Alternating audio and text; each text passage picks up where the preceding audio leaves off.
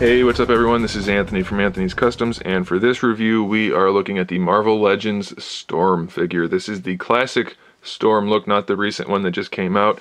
I think I reviewed this one fairly recently though, but somebody asked for it, so I'm going to do a quick run through just because they wanted to see it.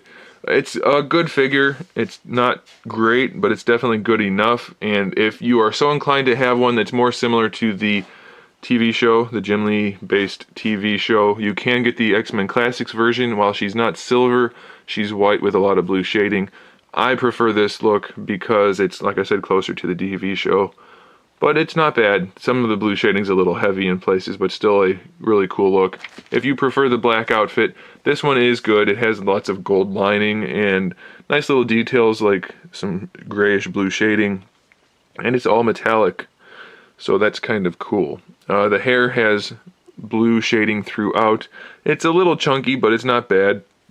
And I think the face sculpt is probably good enough. The little X logos that are sculpted are pretty cool.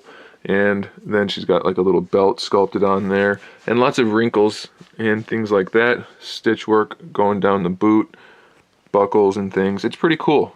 She stands about to the top of her hair, almost 6 3/4 inches tall. She does have heels and big poofy hair, but she's a little tall.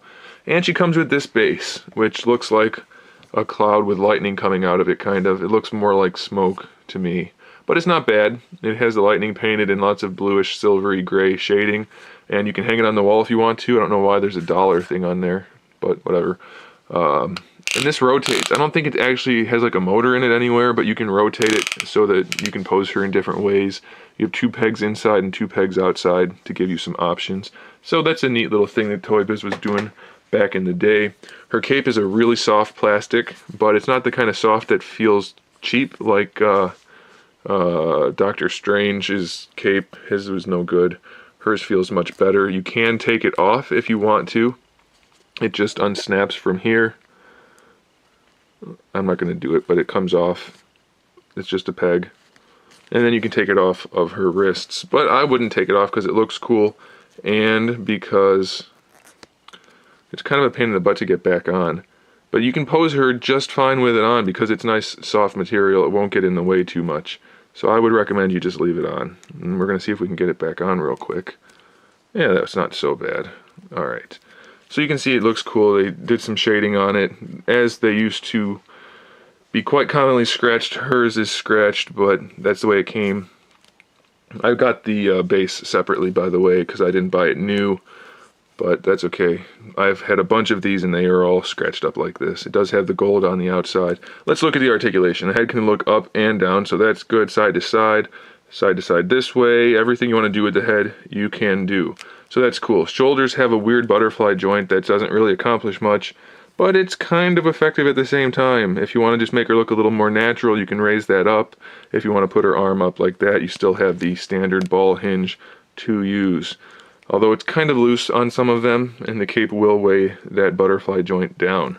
We have a bicep swivel, double jointed elbow, full range of motion, wrist swivel, and that's it. This hand's more open than, or not more open, this hand's open, and then this hand has kind of like a style pose hand going on.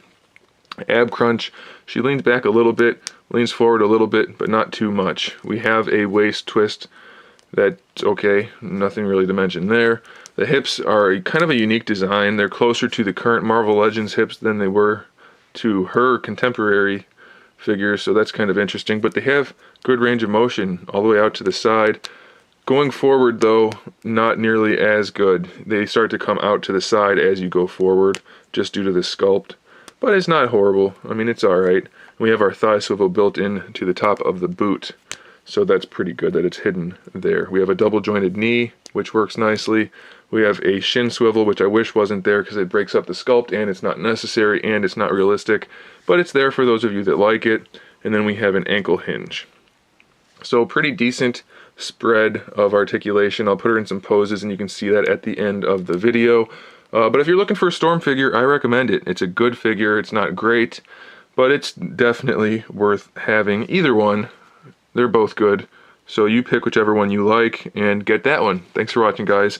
Make sure you subscribe to the channel so you can see my upcoming figure reviews, custom figures, and other good stuff. And in the meantime, keep collecting.